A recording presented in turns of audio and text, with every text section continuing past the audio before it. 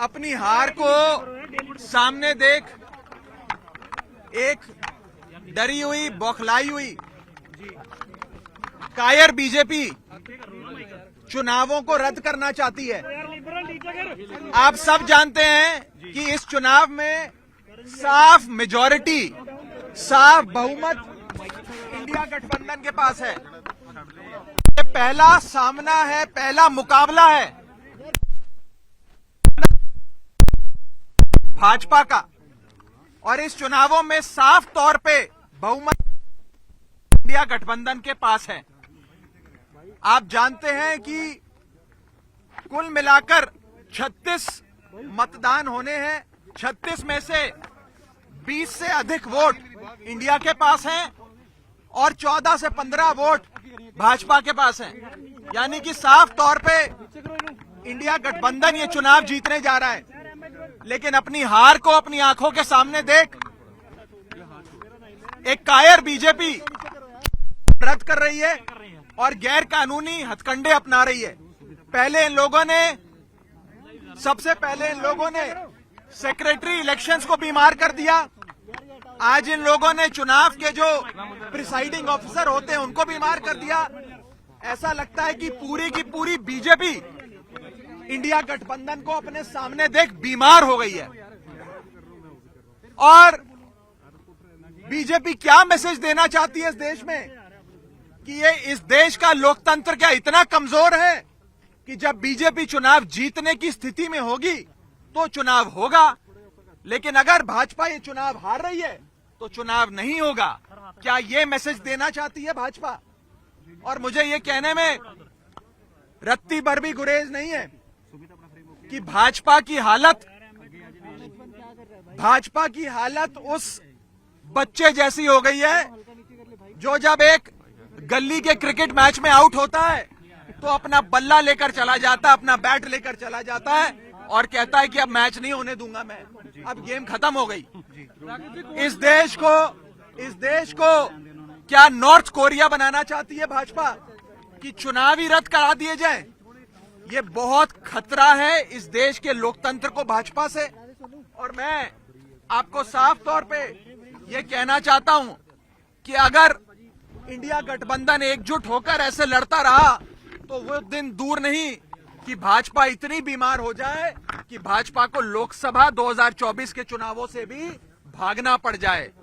आम आदमी पार्टी ये फैसला और कांग्रेस पार्टी हम सब मिलकर ये कि हम हाईकोर्ट का दरवाजा खटखटाएंगे, कोर्ट में जाकर इंसाफ की, न्याय की गुहार लगाएंगे और हर संभव प्रयास करेंगे कि मेयर का चुनाव हो जिसमें साफ तौर पे इंडिया गठबंधन जीत रहा है और भाजपा हार रही है। अभी तो आप सोचिए कि ये छोटा सा चुनाव है मेयर का और इसमें इंडिया गठबंधन ने भाजपा की नींद उड़ा दी है। 2024 के लोकसभा चुनाव में भाजपा का क्या हश्र इंडिया गठबंधन और भारत की 135 करोड़ आबादी करेगी, आप सोच सकते हैं।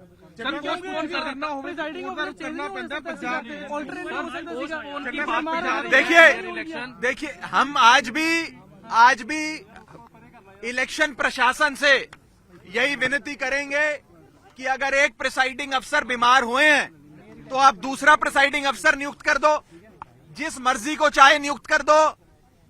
लेकिन चुनाव आज शेड्यूल्ड थे, निर्धारित तारीख थी, आज चुनाव होना था।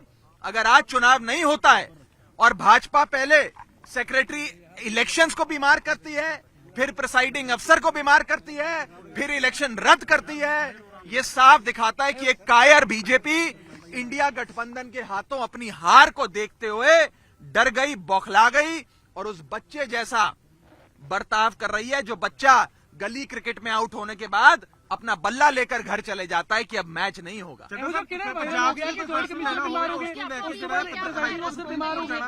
देखिए हम लोगों के पास आज इस इलेक्शन बिल्डिंग में जाने के लिए वैलिड पासेस थे, हम समय पर पहुंचे, लेकिन ये बताया गया कि एंट्री बंद कर दी गई है। और एंट्री इसलिए बंद कर दी गई है क्योंकि प्रिसाइडिंग अफसर अचानक से बीमार पड़ गए हैं। बताया जा रहा है कि प्रिसाइडिंग अफसर भी बेचारे एक अस्पताल से दूसरे अस्पताल जाने का प्रयास कर रहे हैं, लेकिन कोई अस्पताल उन्हें भर्ती नहीं कर रहा क्योंकि वो वास्तव में बीमार नहीं है, लेकिन ये हथकंडे हैं भाजपा के। ये दिखाता है कि भाजपा इस देश के लोकतंत्र को खत्म करने के लिए और निष्पक्ष चुनाव, फ्री एंड फेयर इलेक्शंस को खत्म करने के लिए किसी भी हद तक जाएगी।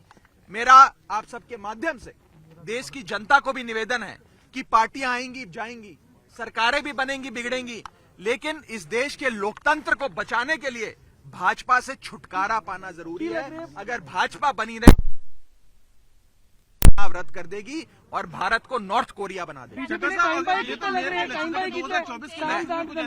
फिर क्या करेंगे? देखिए, ये आज जो चंडीगढ़ में हुआ ये झलकी है।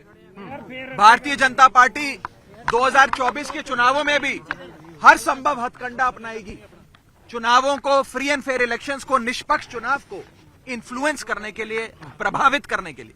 इसीलिए इस देश की 135 करोड़ जनता को साथ आना होगा, इंडिया गठबंधन को और मजबूत होना होगा और मजबूती से भाजपा का सामना करना होगा। बाकी बातचीत एक बार हाईकोर्ट का फैसला आ जाए उसके बाद करेंगे। हमने हाईकोर्ट में गुहार लगाई है कि निष्पक्ष चुनाव हो और नए प्रिसाइडिंग अफसर आज ही नियुक्त किए जाएं, ताकि आज ही निर्धारित जो डेट है उस पर चुनाव कराया जाए। बहुत बहुत शुक्रिया।